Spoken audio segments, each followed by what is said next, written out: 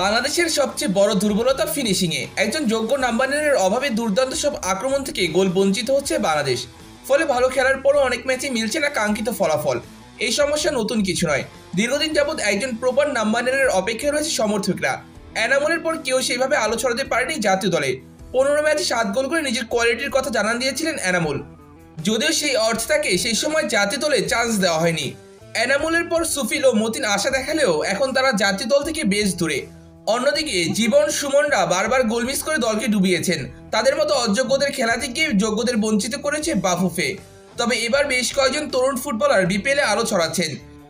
তাদেরই একজনকে মনে করা হচ্ছে ভবিষ্যৎ নাম্বার 9। তিনি হলেন পুলিশ এফসিতে খেলা 20 বছর বয়সী ফরওয়ার্ড আলামিন। এই মৌসুমে এর মাঝে বিপিএল ও ফেডারেশন কাপ মিলিয়ে করে ফেলেছেন 7 গোল। এর মধ্যে 3 ম্যাচে করেছেন জোড়া গোল। বসুন্ধরা, ফকিরাপুল এবং ঢাকা ওয়ান্ডার্সের বিরুদ্ধে জোড়া গোল রয়েছে তার। অন্য গোলটি করেছেন ঢাকা মোহামেডানের বিরুদ্ধে।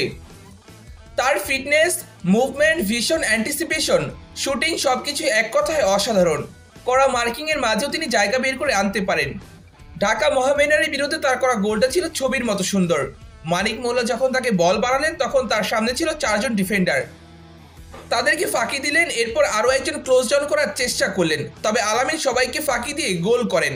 এই জায়গাতেই পরিষ্কার বল কন্ট্রোলে কতটা দক্ষ তিনি। এছাড়া টাইট মার্কিংয়ের মাঝেও থেকেও তিনি বল বের করে আনতে পারেন এবং তিনি কতটা দক্ষ সেটা প্রমাণ করেছেন এই গোলের মাধ্যমে। যেখানে বাংলাদেশের প্রায় সকল ফরওয়ার্ডদের রান ফ্লাকমুখী, সেখানে তার অন্যতম গুণ হলো তিনি সেন্ট্রালি রান মেক করতে পারেন এবং তার পরবর্তী টাচগুলো ঠিকঠাক আছে। ফেডারেশন কাপে বসুন্ধরার বিরুদ্ধে সেন্ট্রালি রান মেক করার পর কাজিম সাতাকে বল বাড়ান। কিংসের গোলরক্ষক এগিয়ে আসেন, তবে এখানে আলামিন টাচটা এমনভাবে নিয়েছেন যাতে বামে যেতে বাধ্য হলেও অল্প স্পেসে বডি টার্ন করে ভিতরে ঢুকে ডান পায়ে ফিনিশিং করতে পারেন। এই ধরনের ফিনিশিং আমাদের ফরওয়ার্ডদের কাছ থেকে খুব একটা দেখা যায় না। ফকিরাপুলের বিরুদ্ধে 2টা গোলে তিনি সেন্ট্রালি রান মেক করে গোল করেছেন। তার বডি ফিটনেসও দুর্দান্ত, তাকে আটকানো খুব একটা সহজ কাজ নয়। তবে হাইট কম হওয়ার কারণে হেডিংয়ে শক্তিশালী নন এই ফুটবলার।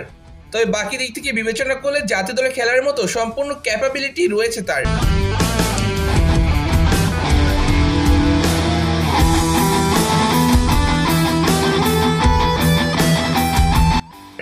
আলামিন সম্পর্কে আপনার মতামত কি? অবশ্যই কমেন্ট করে জানাবেন আমাদের কমেন্ট বক্সে। ধন্যবাদ।